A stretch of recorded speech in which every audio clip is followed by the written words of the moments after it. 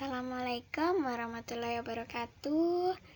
Saya Indah Sri Rahayu. Saya dari KKN 46 yang berada di Merancang Ulu. Jadi ini materi terakhir dari saya.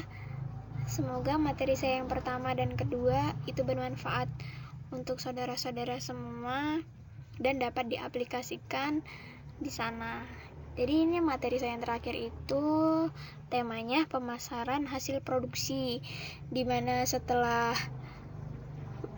para remaja di sana mencoba untuk berwirausaha, kemudian dapat memanajemennya dengan baik, kemudian bagaimana caranya dia dapat memasarkan hasil dari produksinya dan bisnisnya. Oke, lanjut. Jadi di sini ada konsep pemasaran. Jadi konsep pemasaran itu seperti siklus ya. Jadi dari kebutuhan, terus keinginan. Setelah ada keinginan maka terjadi permintaan, ada produknya, terdapat nilai dan kepuasan. Kemudian kita tukarkan dengan uang, bertransaksi, kemudian berhubungan, dan itu ada di dalam sebuah pasar. Dan kemudian dari pasar itu butuh konsumen butuh keinginan, jadi seperti itu seterusnya. Jadi itu adalah konsep dari pemasaran. Jadi gimana sih cara pasarin produk di masa kini gitu ya. Yang pertama itu kita harus tahu target pasar kita, yang kedua menggunakan sosial media, yang ketiga menawarkan produk secara gratis, yang keempat memilih tempat yang strategis, yang kelima memberi intensif untuk rekomendasi, yang keenam menjalin hubungan baik dengan konsumen, yang ketujuh melalui mulut ke mulut. Jadi gimana sih cara masarin produk itu? Yang pertama tadi yaitu kita harus tahu target pasar kita. Pertama yang dapat dilakukan yaitu kita melakukan riset. Siapa yang akan menjadi target kita? Semakin spesifik target pasar, semakin besar peluang untuk sukses.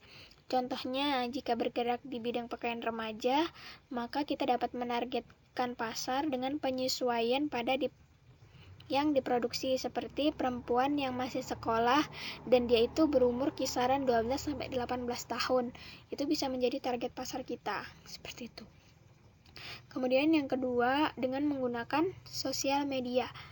Jadi sosial media ini zaman sekarang merupakan alat pemasaran yang paling ampuh karena semua orang dari berbagai latar belakang yang berbeda sangat aktif menggunakannya. Contohnya promosi menggunakan Instagram dan Facebook. Itu ramai banget kan di Instagram, di Facebook pada jualan dan dia pada nunjukin bisnis dia, di-upload seperti itu. Dan itu alhamdulillah itu jika sukses dia akan terus menjadi berkembang dan bisa jadi dia buka toko sendiri gitu. Pertamanya dia berjualan online, kemudian dia bisa buka toko itu sendiri. Itu keren. Yang ketiga, kita menawarkan produk secara gratis. Cara ini sangat ampuh untuk menjaring konsumen karena yang gratisan itu sulit dilewatkan karena sekalian untuk mengenalkan produk itu kepada konsumen. Jadi kalau kita mengenalin produk tuh mesti kita harus buy one get one gitu, atau kita gratisin dulu biar dia coba dulu. Kalau misalnya produk itu bagus, maka dia akan balik lagi ke kita untuk membeli produk dari kita. Yang keempat itu memilih tempat strategis. Jadi tempat itu merupakan tumpuan pertama karena dengan tempat penjualan yang strategis kemungkinan dapat dilihat oleh banyak orang itu lebih tinggi dan hasilnya penjualan akan menjadi tinggi juga. Pemilihan tempat strategis ini harus menyesuaikan dengan target sasaran serta kemudahan untuk meningkatkannya. Misalnya kita kalau mau buka sebuah toko atau buka bisnis, kita harus tahu tempat yang dimana ramai orang, tempat yang dimana itu dekat dengan bahan baku, seperti itu. Kemudian kita yang kelima, memberi intensif untuk rekomendasi. Jadi sebuah produk itu akan terlihat bagus dan dapat dipercaya bila ada yang merekomendasikannya. Untuk mendapatkan sebuah rekomendasi atau testimoni dari konsumen yang telah memakai produk tersebut, kita harus memberi penghargaan atau intensif yang menarik. Jadi kalau kita ingin memasarkan produk, kita harus punya konsumen, dimana konsumen ini harus kita jadikan sebagai dia tuh harus sebagai contoh kepada orang lain bahwa produk kita itu bagus. Itu istilahnya kayak zaman sekarang tuh namanya endorse gitu loh.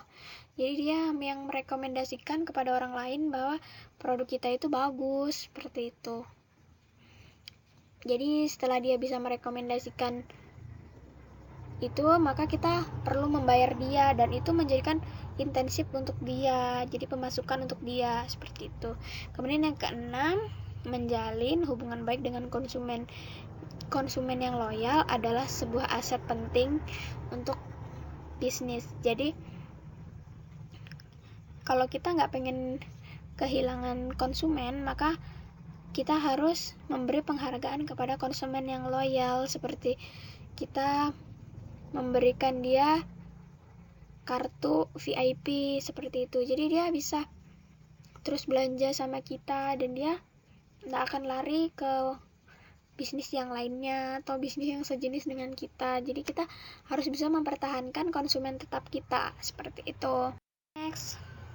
Kemudian yang terakhir yaitu melalui mulut ke mulut. Jadi tim pemasaran harus berkomunikasi secara langsung dengan konsumen.